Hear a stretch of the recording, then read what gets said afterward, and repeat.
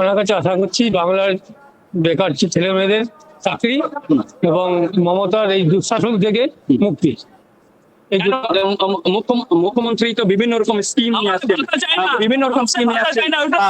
লক্ষ্মী ভান্ডার রয়েছে, যুব সাথী রয়েছে, তার সত্ত্বেও আপনার পরিবর্তন কেন চাইছেন? লক্ষ্মী ভান্ডার 1,500 টাকা আর যুবসাথী 1,500 টাকা, 3,000 টাকা সংসার চলবে? চলবে না। আমার ছেলে ইঞ্জিনিয়ার, তার ছেলে ডাক্তার বসে আছে এখানে, চাকরি নেই, 1,500 টাকা দিয়ে তার সংসার চলবে? একটা গ্যাস কিনতে চলবে, চাল কিনতে চলবে। আর সমস্ত মোদি স্কিম দিদি নিজের নামে চালাচ্ছে। কত সাথী বলুন আমাদের গ্যাস নিয়ে বলছে। আজকে তো আসানসোল শিল্পাঞ্চল শহর রয়েছে, এখানে শিল্প শহর বলা হয়। শিল্প শহরে আপনারা কি আশা করছেন কি প্রধানমন্ত্রী এখান থেকে শিল্প নিয়ে নতুন শিল্প হবে, উন্নয়ন হবে, উন্নয়ন হবে। ইলেকট্রিক বিল সব জায়গায় আমাদের এখানে বেশি। দেখো ইন্দিরা, আমরা কথা বলছি, তারা বলছেন যে আসানসোল শিল্প শহর রয়েছে আর শিল্প শহরে আসছেন প্রধানমন্ত্রী নরেন্দ্র মোদী, আর তারা আশা করছেন যে নতুন নতুন শিল্প এখান থেকে ঘোষণা হবে। আর তারা দাবি করছেন যে এইখানে থেকে পরিবর্তন হবে, পশ্চিমবঙ্গতে পরিবর্তন এখান থেকে আসবে আর প্রধানমন্ত্রী নরেন্দ্র মোদী নেতৃত্বে এখানে পরিবর্তন আসবে, এরকমই তারা দাবি করছেন।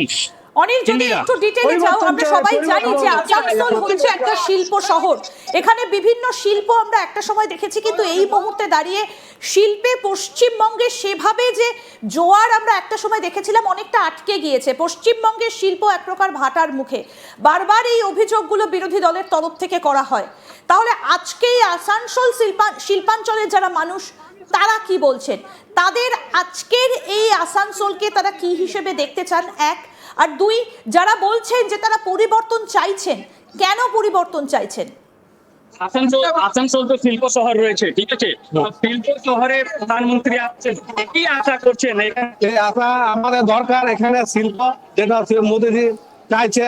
আমাদের এখানে দুর্নীতি সমাপ্ত করতে হবে। পশ্চিমবঙ্গ বহুত দুর্নীতি, খারাপ, সব জায়গায় চুরি, লোহার চুরি, বালি চুরি, কয়লা চুরি, সব কিছু চুরি। এই চুরির অবসান ঘটাতে হবে। আমরা এই সরকার অনেক টাকা দিয়ে সবাই কিনে নিচ্ছি না, 50 টাকা আমাদের চাই না, আমাদের শিল্প চাই, কাজ চাই, চাই না। আশা করছেন কি প্রধানমন্ত্রী এখান থেকে নতুন শিল্প ঘোষণা করবেন? যদি কি আশা করছেন? আমরা মোদীজির কাছে একটা এক্সপেক্ট করছি যে এখানে কোনো শিল্পর প্রতিশ্রুতি দিয়ে যান আপনি। আমাদের যে উন্নয়ন, এখানে উন্নয়ন যে উন্নয়নটাকে দাবাই রেখেছে, সেই উন্নয়নটাকে উঠাতে চাইছে মোদীজি।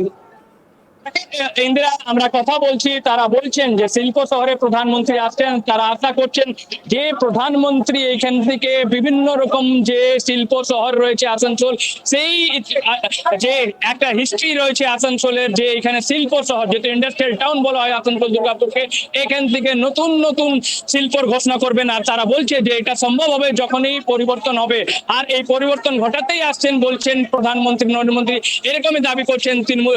এখানে যে ভারতীয় জনতা পার্টি নেতা কর্মীরা এসছে, তারা এরকম দাবি করছেন। তারা বলছেন যে ভাতা তাদেরকে চাই না, তাদেরকে এখানে এমপ্লয়মেন্ট চাই, তারা চাকরি চাই, আর ভাতা কোন রকম তাদেরকে চাই না। তারা বলছেন যে এইখানে যে কারাপশন রয়েছে, এই কারাপশন শুধু ভারতীয় জনতা পার্টি আসতেই এখানে তাদের নেতৃত্বে এখানে পুরো যে কারাপশন রয়েছে সেটা চেঞ্জ হবে, তারা দাবি করছেন।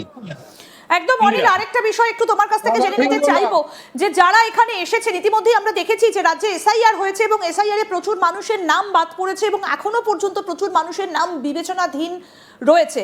সুপ্রিম কোর্ট যদিও জানিয়েছে যে একবার ভোট দিতে না পারলে কারোর ভোটাধিকার চলে যায় না, কিন্তু যে প্রশ্নটা, এই যে এসআইআর এ মানুষকে নানাভাবে বিব্রত করা হয়েছে, মানুষকে নাজেহাল করা হয়েছে, রাজ্যের শাসক দল মমতা বন্দ্যোপাধ্যায়ের সরকার বারবার এই প্রশ্নগুলো তুলেছেন এবং এর জন্য কেন্দ্রের বিজেপি সরকারের দিকেই তারা আঙুল তুলেছেন। কতটা ভাবিত এই এসআইআর নিয়ে আসানসোলের মানুষ, তারা কি বলছেন? আমরা সরাসরি কথা বলার চেষ্টা করব যে এসআইআর নিয়ে কি ইম্প্যাক্ট রয়েছে, যেহেতু মুখ্যমন্ত্রী বারবার বলছেন যে এসআইআর নিয়ে মানুষকে ভোগান্তির মধ্যে পড়তে হচ্ছে, আর সেই জন্য তিনি দাবি করছেন যে ভারতীয় জনতা পার্টি দায়ী রয়েছে। কি বলছে ভারতীয় জনতা পার্টি নেতা কর্মীরা, এটা নিয়ে আমরা তাদের সঙ্গে কথা বলবো। এসআইআর হচ্ছে, মুখ্যমন্ত্রী মমতা বন্দ্যোপাধ্যায় বলছেন যে এসআইআর এর জন্য বহুত মানুষকে ভোগান্তি করতে হচ্ছে, আর যে ভোটার রয়েছে, যে অসল ভোটার রয়েছে, তাদের নাম বাদ হয়ে যাচ্ছে। কি বলবেন? হ্যাঁ, অসল ভোটারের কারো নামটা বাদ হয়নি, বাদ হয়েছে কে, যে রোহিঙ্গিয়া, যে এই বাংলাদেশ থেকে যে মুসলমান রোহিঙ্গিয়াকে মমতা ব্যানার্জি এখানে বাসাবাস করেছিল, যাকে বাড়ি তৈরি করে দিয়েছিল, যে প্রধানমন্ত্রী মোদীজি যে বাড়ি, যে গরিব গরিব পশ্চিম বাঙালিদেরকে দেওয়ার কথা ছিল, সেটা কি করেছে, বাংলাদেশ থেকে আসার মুসলমান রোহিঙ্গিয়াকে দিয়ে দিয়েছে, তার নামটা বাদ পড়েছে। এখন পর্যন্ত তো এসআইআর যে লিস্ট এসছে সেখানে তো কোনো রোহিঙ্গিয়ার কোনো লিস্টে নাম নেই, কিন্তু কিরকম আপনারা বলছেন যে রোহিঙ্গিয়ার ওর মধ্যে রয়েছে?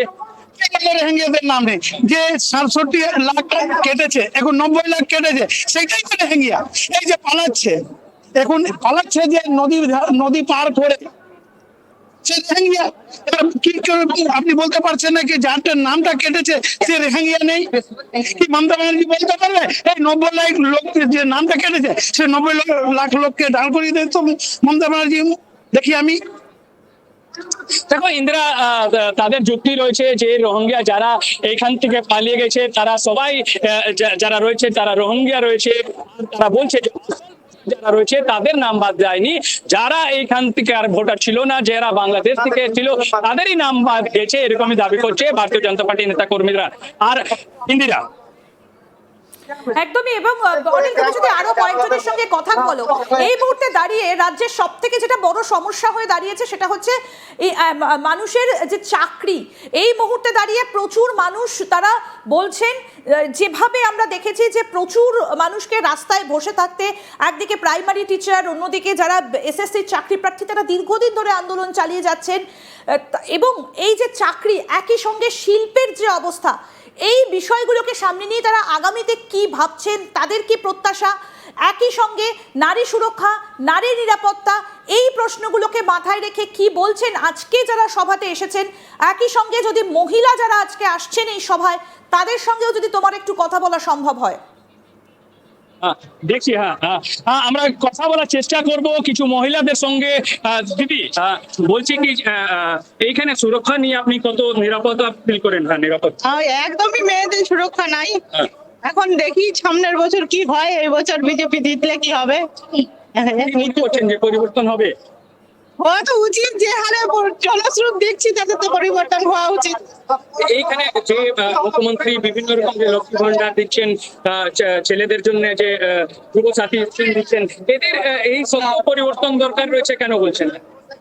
এইসব পরিবর্তন, যুবসাথী, লক্ষ্মীর ভান্ডার, ওগুলো দিলে তো মানুষ বাঁচবে না। যুবসাথী, বেকার ভাতা, ওইগুলো দিলে ছেলেরা বাঁচবে কি করে? ওদের তো চাকরি দরকার, ওদের তো ভবিষ্যৎ গড়তে হবে।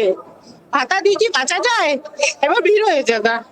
দেখো, আমরা কথা বললাম, তারা বলছে যে ভাতা বা এরকম যে বিভিন্ন রকম স্কিম দিয়ে কোন রকম চলতে পারে না, মানুষকে চাকরি চাই, আর চাকরি দিতে হবে, আর সেই চাকরি পাচ্ছেন না।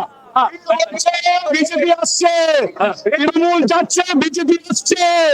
পশ্চিম বর্ধমানে 9টার মধ্যে 9টা সিট বিজেপি নেবে।